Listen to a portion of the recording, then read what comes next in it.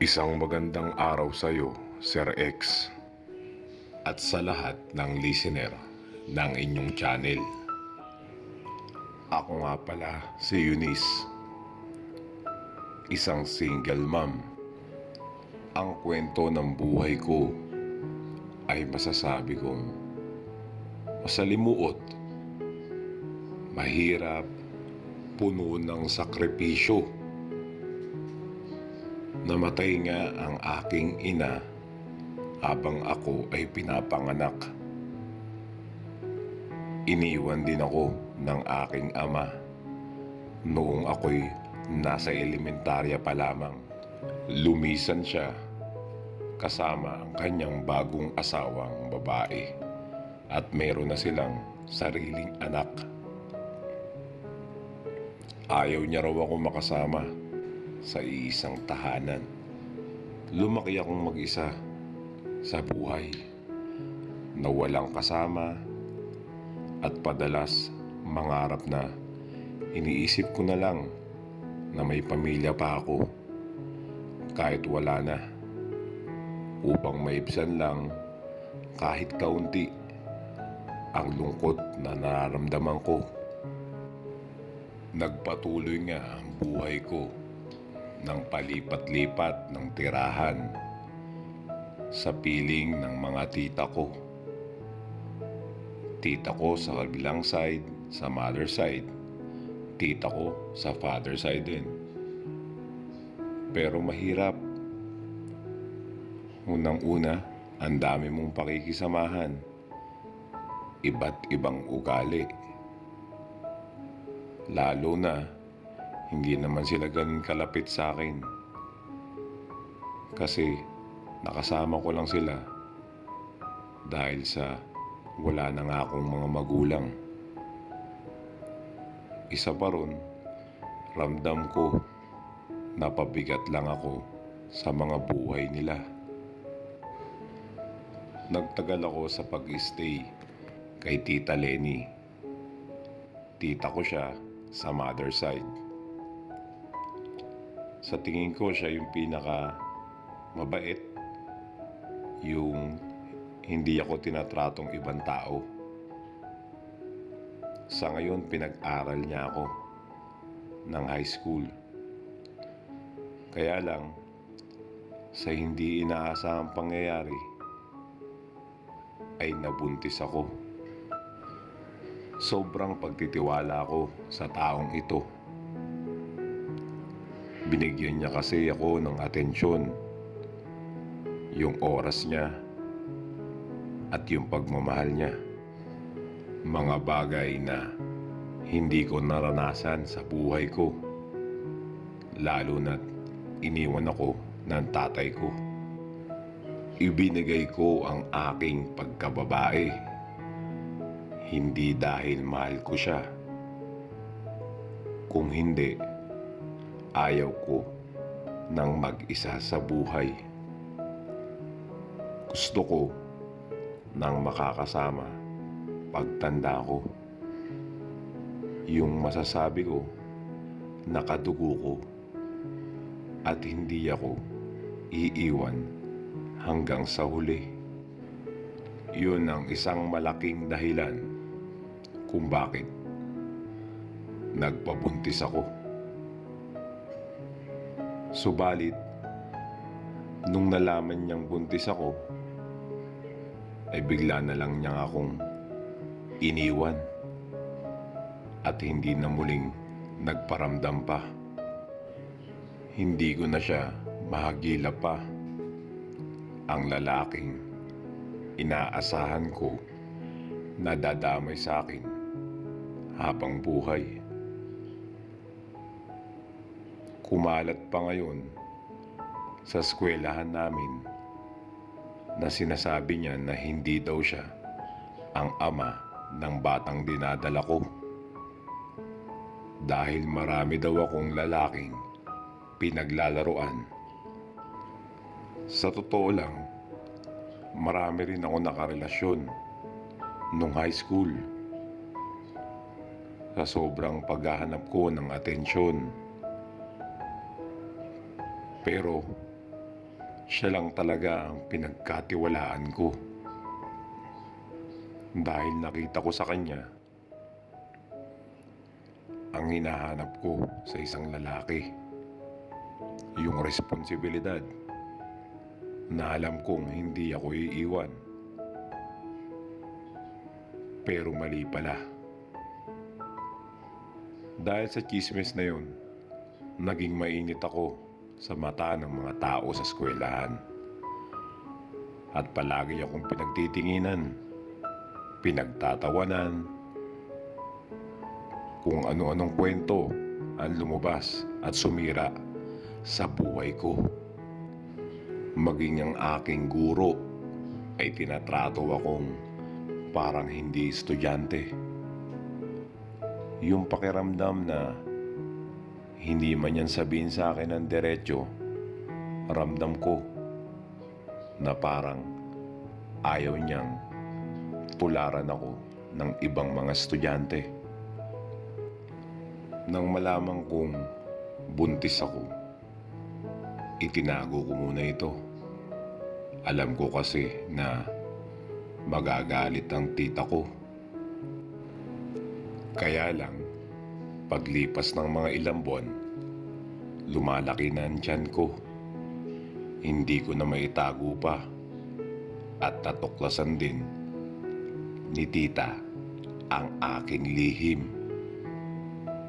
Nung nalaman nila ito, nagsalita ang isa kong tiyahin ng, Ano ka bang bata ka? Hindi ka ba nag-iisip? Alam mong pinag-aaral ka namin. Nagtatrabaho ka ba sa bar? Pinapakain ka namin at binibihisan upang makapag-aral ka. Tapos magpapabuntis ka lang pala. nang araw din na yon na kausapin ako ng dalawang tita ko tungkol nga sa pagbubuntis ko. Sinabi nila na mayroon akong dalawang pagpipilian. Ang una, aalis ako ng bahay nila. Ang pangalawa, pag ipinanganak ko ang aking anak, ay ipapaampun daw ito. Magiging dagdag gastos lang daw sa kanya to. Pinapakain niya na raw kasi ako. Tapos magkakaroon pa ng bata. Isa pa, ayaw niya ron ng maingay. Wala akong magawa. Masyado pa akong bata that time. Sa edad na 15, hindi ko rin alam kung paano ko itataguyod o bubuhayin ang aking magiging anak. Kaya nung dumating ang araw na manganganak na ako, nagdesisyon sila tita na sa bahay na lang ako manganak. Naghanap na lang sila ng kumadrona na magpapaanak sa akin. Matapos nga na mailuwal ko ang aking anak, ay hindi ko na ito nasilayan. Ang sabi kasi ng mga tita ko, ang kumadrona na raw ang bahala sa bata. Hindi ko lubos maisip. Kamag-anak pa rin naman kasi nila yun. Natiis nila yung mga bagay na ganun. Lumipas ang mga ilang buwan. Nakarecover na ako sa aking panganganak. Nagpatuloy ako sa aking pag-aaral. Ngunit, tila ba kahit anong pilit ko ay hindi pumapasok sa aking isipan ang mga itinuturo ng aking mga guro. Nakaupo lang ako at palaging tulala. Yung parang batang walang malay. Yung may sariling mundo.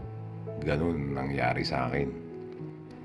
Ang tanging iniisip ko kasi ay yung anak ko. Ano na ang kalagayan niya?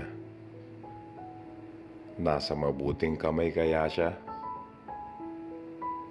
Lahat ng katanungan sa isip ko isa lamang ang makakasagot. Yun ay ang taong nagpaanak sa akin. Hinanap ko nga ang kumadrona na sagot sa mga katanungan ko. Hindi niya ako nagkamali. Nang una, ayaw niya sabihin sa akin kung saan niya dinala ang batang ipinanganak ko. Kalaunan ay naawa rin to sa akin. Sinabi niya nga na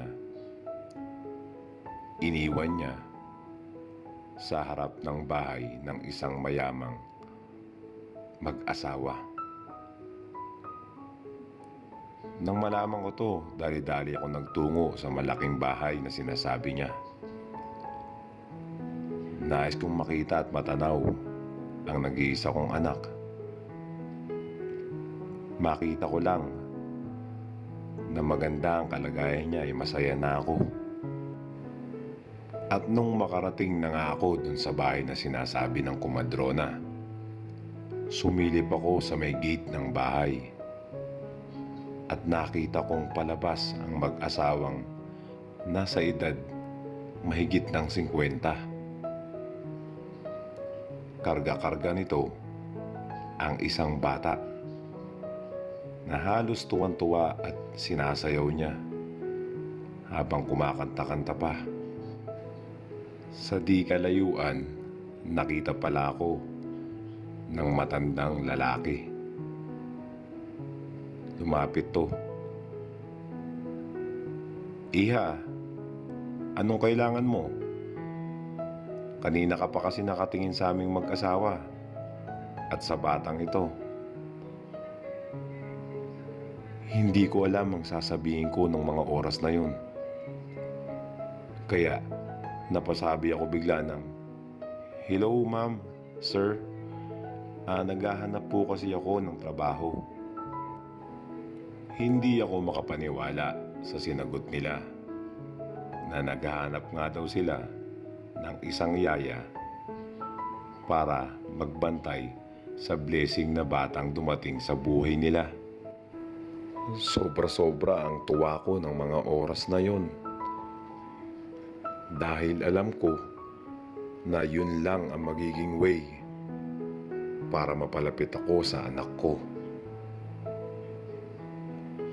Pinapasok ako ng dalawang mag-asawa. Napakabait nito. Napakaswerte ko rin at doon napunta ang aking anak. Pinag-usapan na nga namin kung paano ang magiging trabaho ko sa bahay nila. Aalagaan ko ang batang sinasabi nila na blessing.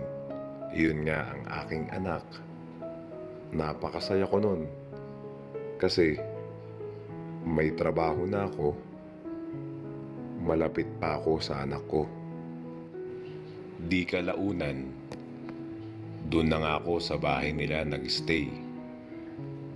Kasama ko yung anak ko na inaalagaan ko. Ang mag-asawa ay matanda na, retired sila. May pension silang pumapasok na income at marami rin itong properties. Kaya nga lang, wala silang anak. Kaya sobrang blessed daw nila sa batang dumating sa kanila. Siyempre, kasama na rin ako sa pagiging blessed. Kasi kasama ko ng anak ko, mabubuting tao pa ang kasama ko. Sa ngayon, 7 taon na ang aking anak. Nag-aaral na rin siya ngayon. Ako na rin ang nag-aasikaso sa kanya, papasok. Ako rin ang sumusundo sa kanya sa eskwelahan. Kapag weekend naman, ang banding namin ay movie marathon. Naging ganito man ang buhay namin mag-ina. Pero ako, masaya na ako. Kasi hindi niya man alam na ako ang tunay niyang nanay Masaya naman ako sa buhay niya. Nakikita ko na may future siya sa pamilyang to. Hindi siya masasalat sa pera. May maganda siyang edukasyon na maaabot. Isa pa, kasama ko naman siya. Kaya hindi rin nawawala yung bonding namin. Ang masakit lang dito ay hindi niya alam na ako ang tunay niyang ina. Hindi ko na rin ipinaglakas loob na sabihin sa kanya na ako ang nanay niya. Sigurado kasing kapag ginawa ko yun, ay masisira ang tiwala sa akin ng anak ko at ang itinuturing niyang mga magulang.